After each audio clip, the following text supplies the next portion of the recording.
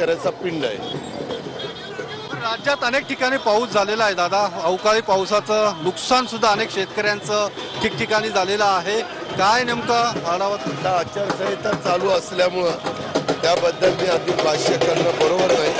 फक्त मला एवढं माहिती आहे की स्टँडिंग ऑर्डर असतात, अशा पद्धतीचं नैसर्गिक संकट आल्यानंतर त्याचे पंचनामे करायचे असतात। त्यांना पंचनामे करून ज्यांचं नुकसान होतं त्यांना मदत करायची असते। ज्या पद्धतीने पंतप्रधान नरेंद्र मोदींनी ऑफर दिलेली आहे दोन्ही पक्षांना, उद्धव ठाकरे शरद पवारांना एनडीए मध्ये यावं, सोबत यावं, तुमच्या सोबत त्यांनी यावं, अशा पद्धतीचं वक्तव्य केलं। नरेंद्र मोदी साहेब देशाचे पंतप्रधान आहे।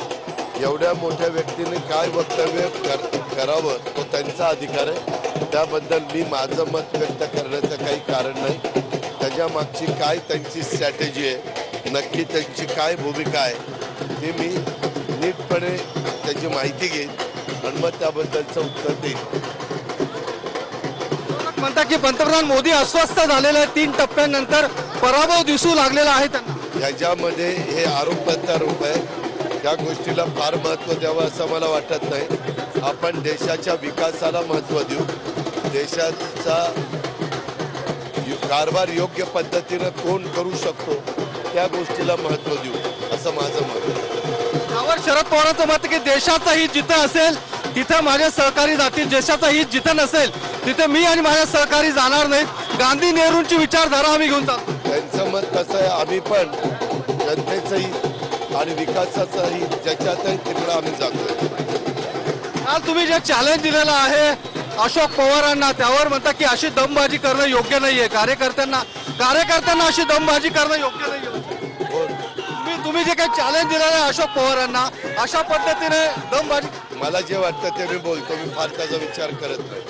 कारण त्या अशोक पवारला आमदार मी केलेलं आहे, बँकेला निवडून आणण्याच्या करता मी प्रयत्न केलेला आहे, त्याच्यामुळे मला तो बोलण्याचा अधिकार होता म्हणून मी बोललो।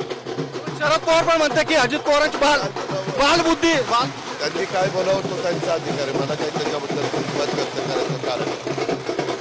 अमोल कोल्हे म्हणता की कांद्याच्या प्रश्नावरती बोलावं, दमबाजी करू नये। कांद्याच्या प्रश्नावरती दादांनी बोलावं। कांद्याच्या बद्दल आता एक्सपोर्टला परवानगी दिलेली आहे, कांद्याचे भाव वाढत आहेत। दादा तुम्ही काल जसं म्हटलं की शरद पवार साहेबांचा मुलगा नसल्यामुळे मला संधी मिळाली नाहीये, पण सुप्रिया सुळे म्हणता की कंपॅरिझन करावं, कोणाला किती संधी मिळाली। काय सुप्रिया सुळे म्हणता की कोणाला कंपॅरिझन करावं की कोणाला किती संधी मिळालेली आहे। काय करायचं ते करा, मला त्याच्यात इंटरेस्ट नाही। बारामतीचं काय असेल साधारणतः, काय नेमकं विश्लेषण आहे बारामतीचं, काय नेमकं विश्लेषण? बारामतीचा 4 तारखेला निकाल आपल्याला कळेल सगळ्या जनतेला।